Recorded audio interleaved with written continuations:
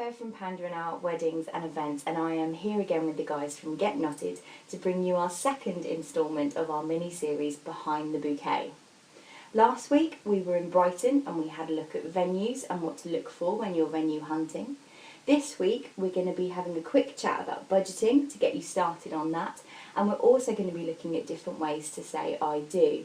We're very lucky and we have an interview with Claire Bradford from Creating Ceremony, and she's going to talk to us about using a celebrant. During this mini-series we're here to give you hints and tips towards your planning. By no means what we're covering is everything, and what we say is not set in stone. There are many different ways that you can plan your wedding. We're just here to get you off the starting blocks and maybe introduce you to a few things that you didn't know were possible. Baby, my heart is full of love and desire for you. Now come on down and do what you gotta do. You started this fire down in my soul.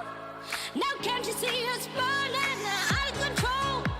My heart is full of love and desire for you. Now come on down and do. So we're just going to have a quick chat about budgeting. Your three main things that you're going to be spending money on are your venue, your food and drink, and your photographer. It's important when you're budgeting to give yourself a set figure of what you want to spend and then have a contingency plan for that money. So usually around 10% of what you want to spend.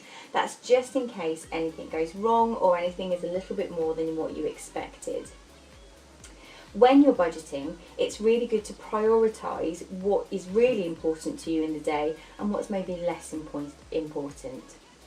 So if you're, for example, if you think, right, I really want this top-notch photographer and I want to spend a lot of money on my dress, but actually I'm not so fussed about having favours, put favours at the bottom of your pile. So then if you spend a bit more on your dress and need to get rid of your favours, you can just knock it off from the bottom of your list.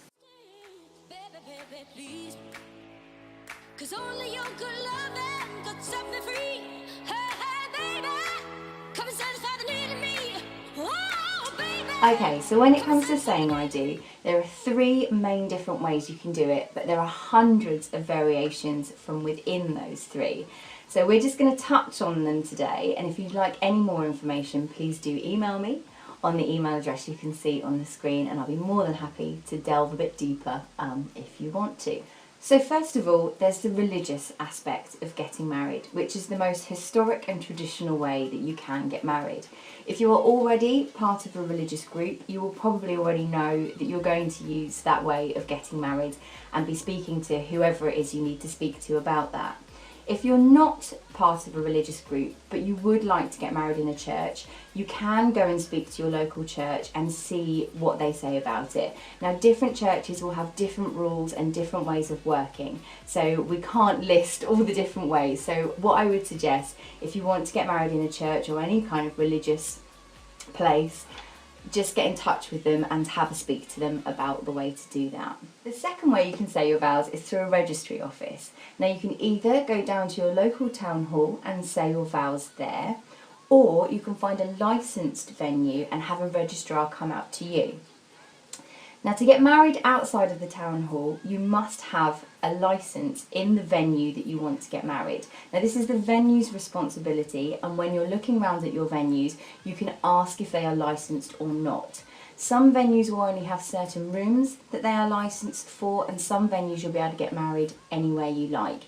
So when you're going around looking for your venues, just check what their licensing is, and then if you can have a registrar come out to you, then you can just go ahead with that. The ceremony takes about 10-15 minutes, and you can add readings and poems and extra things like that that don't have any religious connotations, or you can just do the straightforward vows. So finally, if you want to get married in a venue that isn't licensed, or you just want something that's a little bit different, you can have a celebrant take your ceremony, and we're going to talk to Claire in just a minute about how you can do that. And I can do.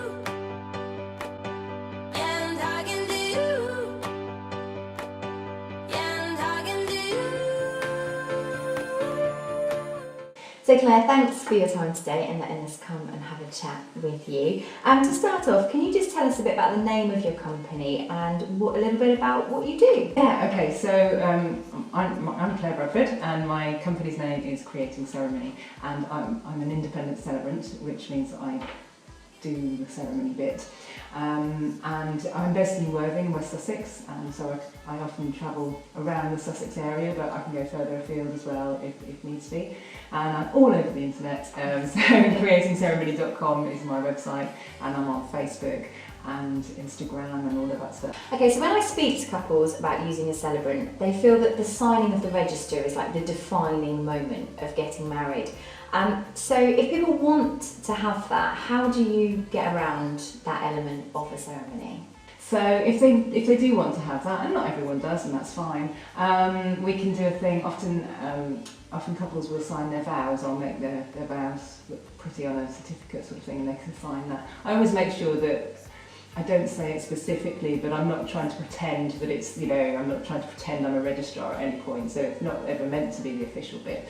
But there is that nice moment of signing that people like to do, so yeah, we'll do that. So within the ceremony, we've spoken before about incorporating lots of different religions and lots of different ways that you can do things. So could you just expand on some of the options that people have for their ceremony? Yeah, well, again, a lot of it will come from the couple themselves, but I do, when we meet up and I really get to know the couple, I'll suggest a few things that they could put in according to their taste and everything else.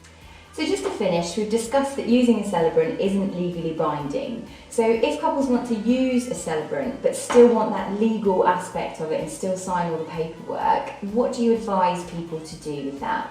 What you're doing is you're celebrating the fact that you're so committed to each other, that love each other so much that you want to spend the rest of your lives together, and you're having a big party to celebrate that. And that's the whole point of a wedding. The legal bit, yeah, it's great if you can do it all at the same time, but that's not the kind of point of it, the signing of the register as such. However, a lot of people obviously do want to do the legal bit just so that it is all done and dusted. And what I suggest to people is to talk to the registrars. There is a very basic, literally just signing of the register style thing that you can do. Thank you so much for your time today, Claire, and all your inside information. Please do get in touch with Claire at creatingceremony.com if you have any further questions or if you'd like to book her for your wedding. Join us next time when we're going to be talking photography, hair and makeup. In the meantime, if you have any questions or want any more information, you can email me on the email down below, sort of down here somewhere, bev@pandaowl.co.uk, and the links are also in the comments below to Claire's business and to getknotted.wedding.